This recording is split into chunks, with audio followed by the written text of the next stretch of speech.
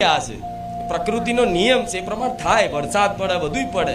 અમારી મઢુલી પાણી પડે જ નહીં. આ રવિવારે મારા માતા ઉપર પડ્યું. હા, પૂછો મારી પાણી પડ્યું. કોઈ વાંધો નહીં, હારી ટાટપત્રી લાઈન માર દો આપણે. બીજું શું કરશો? આ શું ખોટું?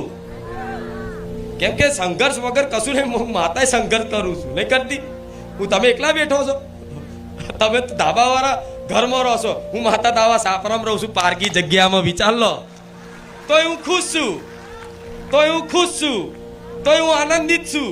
વિચારો, તમે તો પોતાના મકાનમાં રહો છો, આજે મારી વસ્તી ભાડે રહેશે હજુ, તોય મારો દીકરો હજુ ખુશ છે.